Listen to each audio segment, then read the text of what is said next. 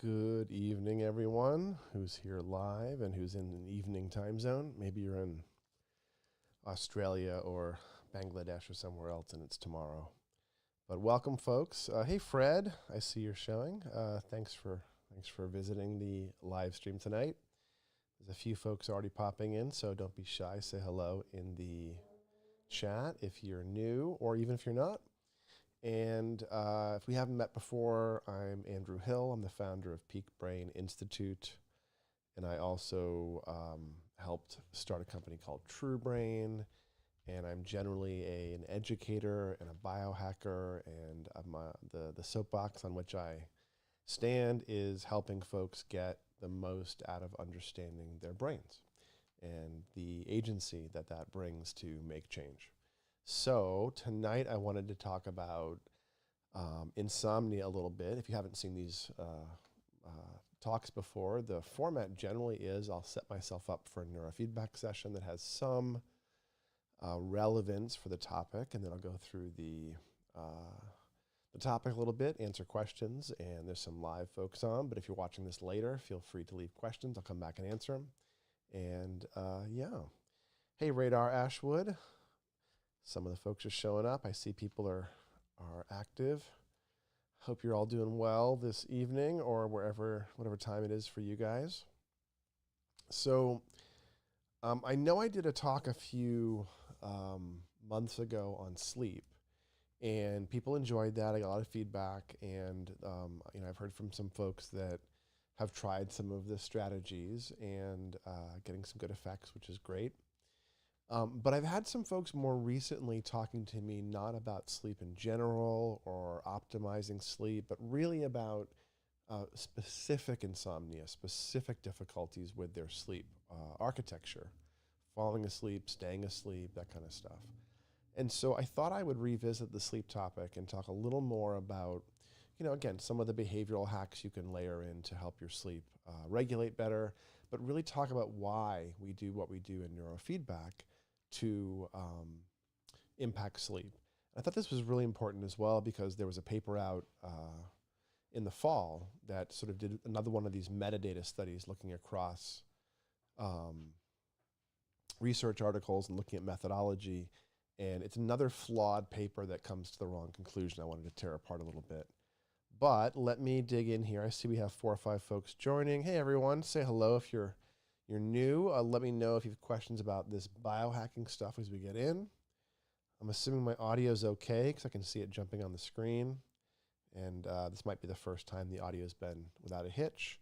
But I'm going to turn off my title here and the show timer. And let me get into configuring an eager session. So the format again, where we start with a neurofeedback session. Tonight I'm going to do an SMR session.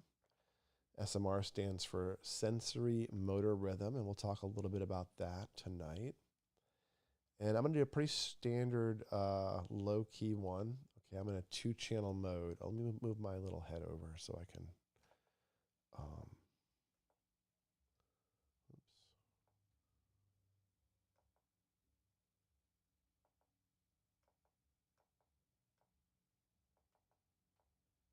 Okay, so you can see a little eager. I have all these bands up from last time, and that's a 2-channel mode. I'm going to switch it over to 1 channel. So let me change the layout, go into a 5-trace mode. Oh, I can't see that. Oh. Let me cancel this. Go back into a different mode. I think I hit select custom plan, which was custom session plans. But what I really want is a layout with straightforward 5-trace. No, same thing. I guess I must have multiple plans in here. I'll use default. There we go. So now I have 1-channel protocols layered out. I'm going to configure it by removing the one that I don't want because there's 2 set up right here. And I'm going to run SMR on the vertex of my head at CZ, the central zenith. And with a 4 to 7 inhibit, this purple box is labeled 4 to 7, which is theta. I'm going to reward a low frequency beta called sensory motor rhythm which for me, I think I'm going to do it at 11.5 to 14.5. It's often that frequency for adults on the vertex. And then I'm going to inhibit 20 to 32, which is a faster beta. And I'll explain what I mean by reward and inhibit in a moment. And let me do this for 15 minutes, which is about half of a protocol. And let me double check I have the threshold set up because I did not use a preset. Yeah, there we go. 25, 65, 15, and 30. If you train with me, then this page may not look familiar to you because we pre-configure a lot of the protocols and you don't really need to go into the auto goals. But what this is configuring how closely the computer will sort of stay to the person, how much it adjusts the threshold next to where your actual frequencies are. Okay, so that's all set up. Let me stop and say hello to anyone who's showing up. Got a few more folks. There's already 5 of us here, a few minutes in. Hello, everyone. So I'm taking my headset off, but I think I can still be heard.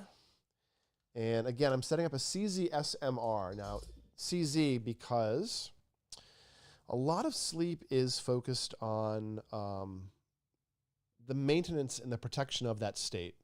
And so if you are asleep, one of the things the brain will do is it will create beta waves on the left-hand side and SMR, sensory motor rhythms, on the vertex as a way to maintain the architecture of sleep. So the depth of sleep is managed by that left side, which handles things like vigilance and focus with beta waves. But the beta power, the robust activity on that left side is also involved with keeping vigilance and focus turned off. So the left side precentral gyrus really keeps you in the mode you're in, whether that's awake or asleep, and it helps stabilize that mode sort of how you wish. So you can remain focused if things are boring or remain asleep even if the environment isn't perfectly still. So that's the left side, C3, this left side precentral gyrus making beta. But the vertex is kind of special, and the SMR, sensory motor rhythm, is kind of special. Sensory motor rhythm is a little spindle of beta in the 12 to 15 hertz range usually, although you saw I set mine up in the 11.5 hertz to 14.5. I kind of undershot a tiny bit, which I'll explain why in a second. And SMR is a frequency you've seen. If you've seen a cat on a windowsill watching birds, that liquid body and laser-like focus is a state of physical inhibition, motoric inhibition, and attentionally very, very locked in. And that SMR state, that tone, is a very obvious thing in predators like cats because they relax deeply while focusing. Because you can act from deep relaxation much more quickly. So it's really important that predators still very, very deeply. But SMR is also involved in a bunch of other stuff, like physically sitting still. So the cat on the windowsill, literally the opposite of ADHD, literally. That high SMR tone where you can physically inhibit and hold your attention steady, not what ADHD is. So you'll find that a lot of SMR context in the neurofeedback literature is around both sleep and ADHD features. And I linked an article in the, maybe 2 articles in the attached show notes. And if you follow the link to the Peak Brain website, you'll see I wrote an article for you with lots of details. And a lot of this is about SMR. So SMR, sensory motor rhythm, will be manifested on the vertex of your head for a couple of things. One is for falling asleep, for sort of softening your body and relaxing your body. And that's actually why I'm doing 11.5 and not 12 hertz for myself, which is a tiny bit under my native SMR. And the effect of that undershooting your own SMR is a physical relaxation, a really strong body sensation for some people where you get kind of chill. So, but again, the SMR is used by the brain to sit still, to fall asleep. And the very special aspect of it is called the sleep spindle. So a burst of beta waves in this range is called a sleep spindle when you're asleep. So SMR and sleep spindles are the same thing. Neurologists also call it sigma. So it's the same complex. And when you're asleep, there's a K complex or a knot complex, a vertex sharp wave, a little spike almost on the top of the head, followed by an SMR, followed by a sensory motor rhythm spindle or a sleep spindle. And what this does is it's your brain noticing outside sensory information and then resisting it and staying asleep. So if your SMR tone is poor, you will often not get the architecture of sleep, cycling in and out of sleep properly. And there's also some evidence that SMR triggers memory formation when you're asleep. So it has all these different features. I wrote a whole article on SMR itself, and there's an early live stream just on that, so you should dig in if you're curious. But go check out the article on our website talking about this stuff more, and you can see the sleep spindle waveforms. And so I'm going to train my SMR in the Vertex so that in theory I could fall asleep more easily, stay asleep more easily. And the way we do that, as you saw, I set up a piece of software where I'm going to measure theta brain waves, measure SMR, and measure a fast beta. So let me put some wires on my head to set up those measurements. And I'm going to use 2 ear clips and 1 scalp wire or flat wire on top of my head. So I have some tangled wires here.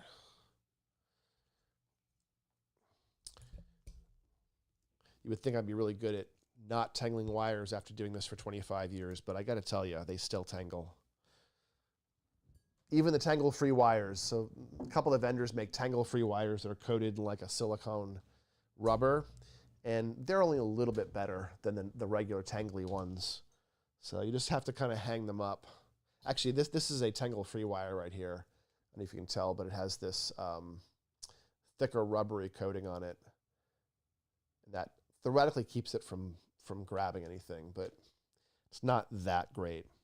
All right, so I have, let's see, 2 ear clips and a flat wire around my neck, which is all I'm going to use today. And then for my EEG amplifier, I'm using an old school Q-Wiz, and we're going to create a signal by subtracting what's in the red and the black holes, and then use the green as a ground socket. So most neurofeedback amplifiers are bipolar amplifiers, referential pairs, where you're subtracting the difference between 2 locations on the head to create or measure the signal that you're getting off the scalp. So I'm going to do CZ, the Vertex, minus my left ear, and that will create a signal of the Vertex compared to the relatively low activity on the left side, but that left ear is not electrically neutral. It's still picking up some temporal lobe features. So always specify the montage, both sides of the subtraction. If you're making notes in neurofeedback or talking about protocols on Reddit, don't just talk about CZ or C4 or C3. Talk about the full montage. C3 minus A1, CZ minus A1. And don't do slash A1. It's literally a subtraction, not a division. Little pet peeve in notation in the field. Write your montages out because C4A1 and C4A2 are not the same protocol. You're getting different signals off the head. So write out your montages. All right, so let me put some ear clips on. I'm going to use some electrolyte paste.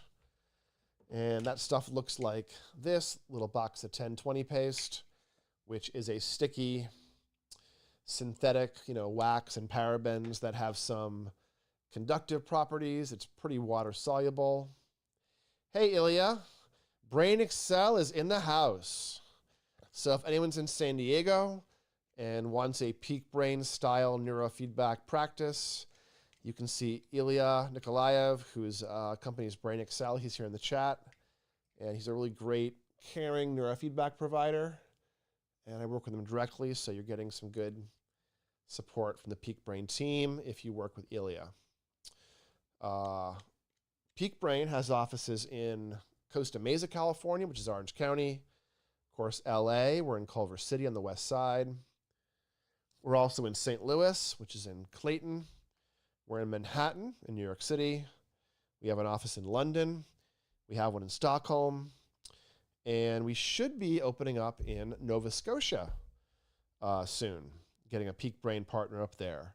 I think we're going to be opening up a bunch more Peak Brain partners. So if you're watching this because you're a professional, and you're foundering and hoping that someone would help you do neurofeedback, reach out because we have opportunities to grow the brand. So, all right, what I'm doing now is taking my left ear, which is the ground wire, and plugging it into the green socket. And taking my right ear. My left ear is going to go into the reference socket, which is the black socket. And then I'm going to put a scalp wire on top of my head.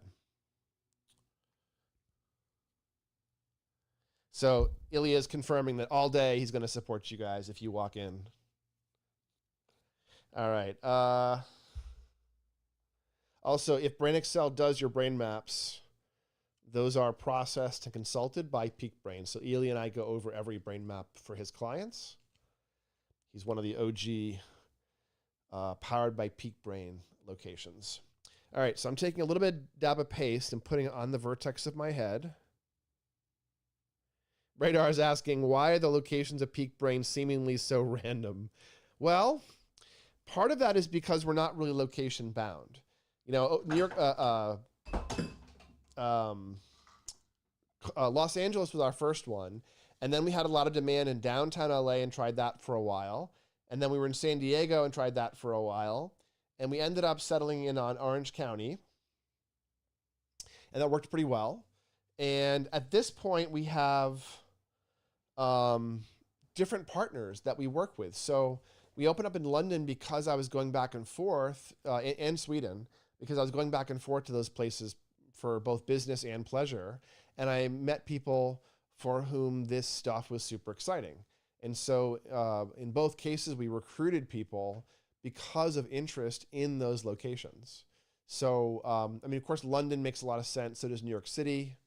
New York City, we opened up in because one of our senior staff was interested in moving from the West Coast to the East Coast, and it made sense for our expansion plans. So we have the West Coast, the Midwest, and the East Coast in the US, and we have the UK and Europe, which helps a little bit with taxes and tariffs and things because, of course, Brexit, the UK is not officially part of the EU anymore. And for the same reason, we're prioritizing Canada because it's a little hard for, even in the US, us to service our remote clients in Canada because sending expensive equipment across the border gets prohibitive really quickly. So we don't really need to be in a location. About 80% of our clients work fully from home, Radar. And so, you know, some client calls us up from the middle of a country that we happen to be in, we can ship out equipment and work virtually. So the locations are really a little bit strategic, but it's a mix of where we had initial interest and where we have good partners. And that's where we generally create Peak Brain brands.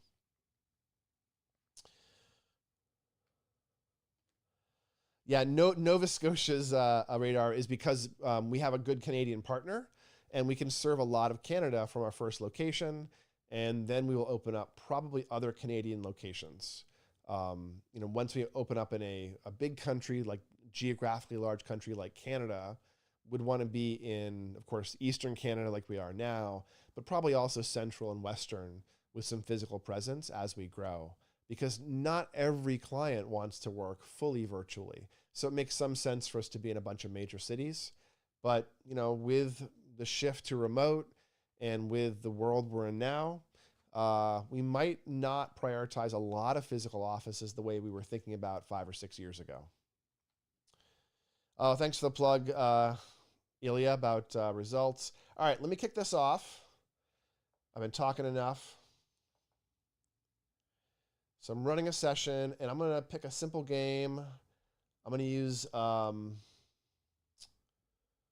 formation, which is a picture grid. You can see it changed to a blue square there below me. And that's essentially a puzzle piece grid.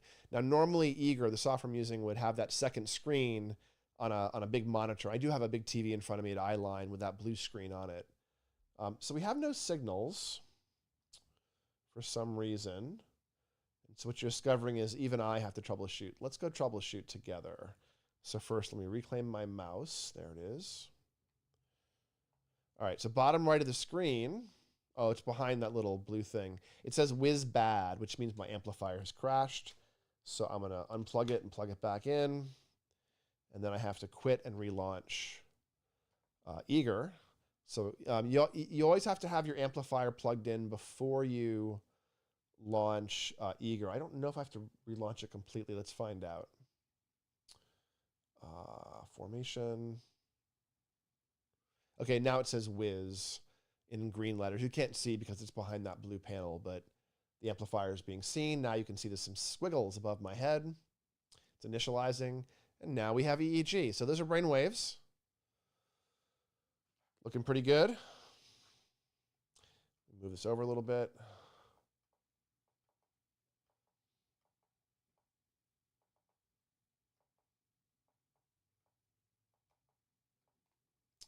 Okay.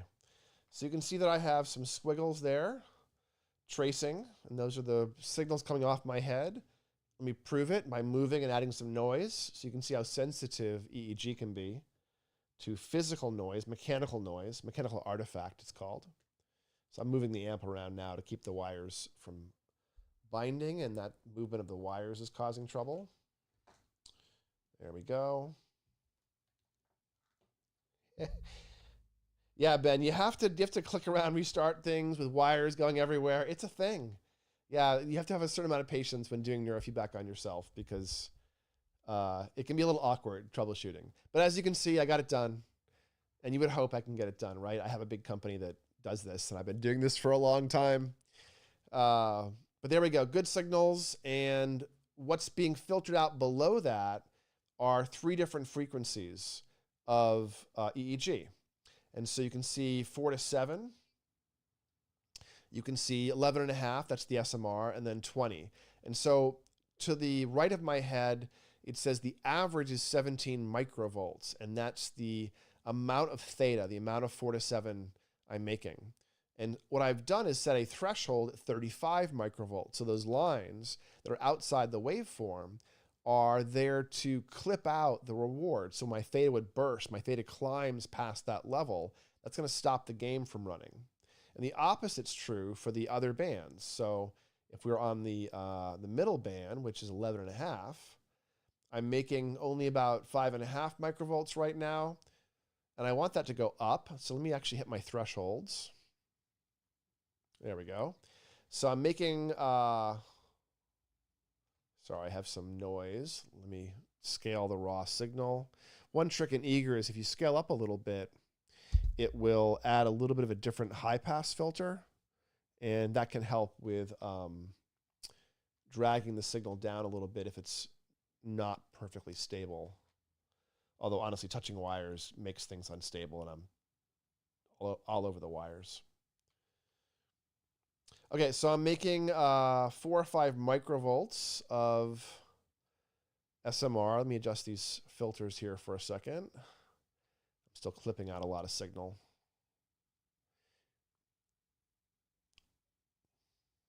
There we go.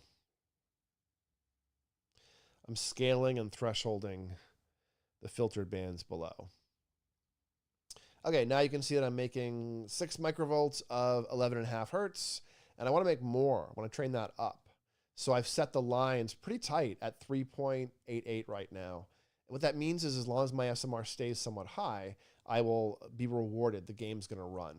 So let me kick off the game. F5. Okay, and there it goes. I can put the keyboard down. And so as long as my signals stay relatively stable, I won't have to do very much. So somebody a couple weeks ago asked me, well, how are you doing it? How could you be talking to us and having brain training happen at the same time? And basically it's an involuntary process where my brain is learning, but my mind is not really, or at least not actively participating. So I'm cleaning the signal up a little bit. There we go. And so you can see my lovely artwork showing up there in the screen. What's happening is when my brain spends 1/2 of 1 second making more SMR and less theta and less high frequency beta, that will allow the game to run and the beeps to happen. I have a little bit of signal noise here. I think I have a wire. You see little bursts of noise every so often. Probably because I'm just moving, but generally you shouldn't be moving and gesturing while doing neurofeedback. It's okay to move a little bit, but you can see that is somewhat sensitive to me shifting around. So my brain is getting a little beep and a little bit of a visual off that video, off that picture, whenever it spends 1/2 a second moving or staying in the right direction, which is lower theta and more SMR. And generally, neurofeedback is not felt the first time. It takes a few sessions to feel. But then every time you do it, there's a subtle after effect. And you can figure out how the protocols are landing, how they're working based on how they feel. So CZSMR is a protocol that we will include with many anxiety approaches, many sleep approaches, sometimes pain, sometimes stress, but it's very much a body-based protocol, and that it really does support these aspects of sleep. So again, I wrote an article for you. Please feel free to follow the link and go read it if you're so inclined. I did want to point out one thing. There was an article that I found as I was digging around for the literature, the recent literature in neurofeedback and sleep, because there is a lot of literature on sleep, mostly because EEG is a sleep science in some ways. That's how it was developed. And so a lot of the neurofeedback perspective is in that same sleep perspective. So there's lots of papers showing changes in sleep and quality and all kinds of interesting stuff. And then there was a paper out in the fall that did a review and did a replication of another paper and said, yeah, we didn't find anything. We didn't find any impacts. And the paper they referenced to replicate and their methodology, they both did SMR on the left side of the brain. And SMR at C3, the left precentral gyrus, actually often will impair sleep. So I don't know why they chose to do C3 or lateralized left SMR. CZSMR works for sleep, C4 SMR works for sleep. But this paper did essentially a non-clinically valid protocol and then concluded that neurofeedback didn't work for sleep because they didn't see any impact different in that group versus the sham group. And both groups reported improvements in relaxation, and C3SMR creates some relaxation. So they kind of didn't really disprove anything, but made a strong conclusion. It's the same thing I was saying last week or on a podcast maybe recently, that there was a paper that came out very recently talking about ADHD and how neurofeedback doesn't work for it essentially. But they did a metadata review across many other studies, and none of those studies do neurofeedback the way it's actually done. You know, you have to iterate and change things as you go and individualize the process, kind of like personal training. And it does not work to do one protocol for a group of people across 10, 20 sessions. It takes more sessions, more individualization, a lot of assessments, a lot of work. And there's not been one paper that has tried to do neurofeedback the way that it's actually done, mostly because it's cost prohibitive. Who's going to do 50 or 100 sessions of heavily individualized work across several dozen people? And then how do you blind that? You can do sham-based neurofeedback. Maybe do like the within subject sham, within subject placebo at that point. But it's a little bit of a hard study to do and very, very expensive. You know, the estimates are up above $1 million, as much as $5 million I've seen for the kind of study that would convince people that neurofeedback was actually working. But you can also go look at all the 1,000+ studies that are out there already, and you can satisfy yourself. Now, they're all small effect sizes and small n, and there are interesting results versus compelling results, but there's just so much out there in that direction that if you don't just believe some Reddit or, you know, Twitter headline, but you actually go read for yourself, you'll discover there's a fairly good research backing for neurofeedback.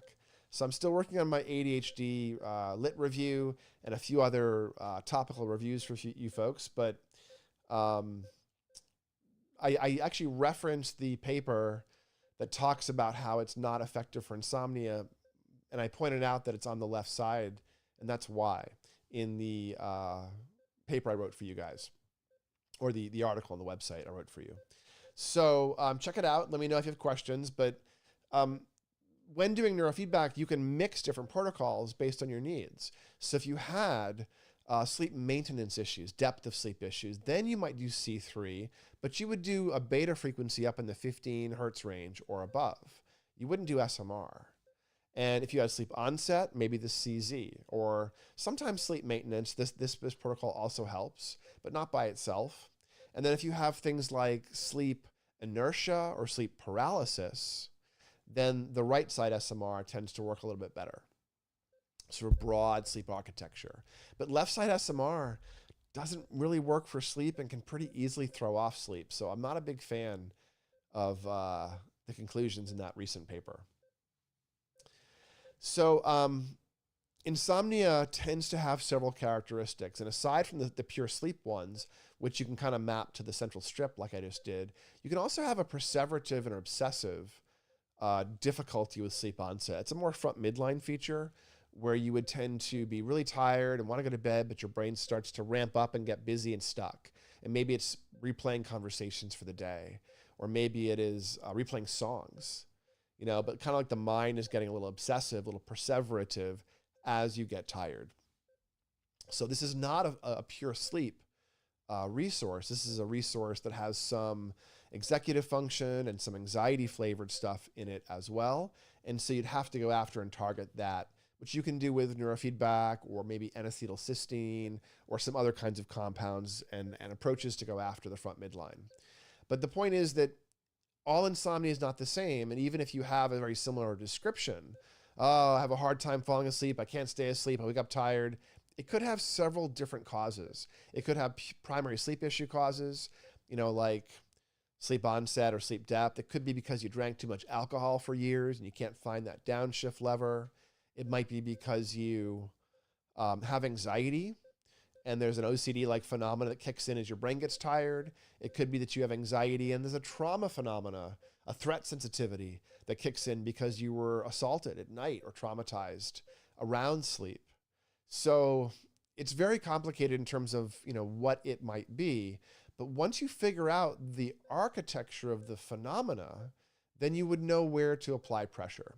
So for instance, if it's not really dramatic issues in falling or staying asleep, it's just that you tend not to like want to go to sleep and you have a hard time remembering to go to sleep and you're kind of ADHD and staying up late and eating food and watching TV and you can never quite drag your behavior around. That's a different flavor of insomnia than somebody who lies in bed and their mind is super busy and they can't shut it off. So in both cases, you might want to do some circadian hacking. And that involves things like not eating before bed to let your blood sugar drop, which allows your growth hormone to be released strongly once you're asleep. And this means deeper sleep. The second rule is get up early. The flavor of light that really matters for circadian entrainment is morning light, not evening. So don't worry about blue blockers and don't worry too much about evening screens and evening light, but do try to get some morning light. And ideally early and ideally 7 days a week, you're getting up nice and early. And then the third rule is when you first get up, after you hit the restroom, go for a walk, do some yoga, do something where you're waking the machine up before you go and become sedentary or stressy or start eating. So fast before bed, get up early and go for a walk. Those are really three primary things that tend to work really well in supporting the circadian rhythm. I've also listed some supplements in that article that tend to work as not as a soporific or as a sleepy making sort of compound, but as something that times the circadian rhythm. And after several days, you start to get the sleep urge asserting itself more. There's an initial sleep stack I use, which is a microdose of melatonin, some L-theanine, and some GABA. And then you can add things like melatonin. You could even add things like ashwagandha or phosphatidylserine, all towards dropping cortisol and stabilizing some of the hormonal and GABAergic metabolism that kicks in as you go into early sleep stages. So there's some supplements. There's some things I didn't mention in that particular article. You can go to the old sleep hacking article I mentioned, things like keeping the room dark, keeping the bed cold. Those can really matter as well. But insomnia is more than just the architecture. It's about where is the thing in the way. Is it the busy mind? Is it waking up all night long? Is it having a threat sensitivity as you fall asleep? Is it no sleep urge? Is it inertia in the morning? Is it sleep paralysis in the morning, which is like a phenomenon when you wake up before your body does? And it can be very, very terrifying for some people. And it's kind of related to a phenomenon called restless leg syndrome, which is kind of the opposite when your body's kind of twitching and moving almost involuntarily. You feel this need to stretch and move constantly. These are both regulatory features of SMR. And so I encourage you to go back and watch earlier videos if you want on SMR or on sleep, and you can dig into the articles on those as well. But just ask me questions in this video chat or the comments, or come back and ask questions on another video. But if you're having trouble with optimizing the quality of your sleep, there's lots you can do. Understanding how it's working initially might be really useful. And for that, I encourage you to get a brain map or quantitative EEG. You can do that in any of the Peak Brain offices or any of our partners, of course. Both Peak Brain and our partners keep the QEEG cost relatively low. I had somebody, I was in the office in Los Angeles on Saturday between clients, and I picked up a phone call that came in from the New York City region. And someone was looking for an attention test, IVA or a TOVA, and a QEEG. And she says, well, how much is the IVA? Because we don't do the TOVA, we use the IVA. And the IVA, $250 for the brain map and the IVA. And she says, $2,500? No, $250. Moment of silence. Really? Yeah, I just spoke to someone else who was going to charge me $500 just for the IVA. And their brain map was $2,000. So yeah. So Peak Brain has this perspective of keeping the tools as close to low cost as we can. And the assessment tool is more than just something we use to build neurofeedback from. It's something we use to teach you about your brain. And if you know how your brain works, it starts to give you agency, you the ability to make choices, to make friends with it, to decide why it's important to layer in different interventions. So Peak Brain and most of our partners keep the cost very low. I don't want to speak for our one partner who's here on the chat right now. Maybe he can chime in. But Peak Brain generally charges $250 once a year for brain maps within reason, without limit. We have some European partners that charge $250 each, which is, I think, a pretty good rate as well. But when you compare that to our competitors in New York City, in Los Angeles, in London, the brain maps are usually over $1,000 each, and sometimes twice that. So we really try to provide this relationship with your data, with your brain, that is one of access, one of agency, so you can take control. And that's really the same message I have tonight. Insomnia sucks, and you need to sleep. But I can't tell you that. And the anxiety around not sleeping often becomes worse than the not sleeping itself.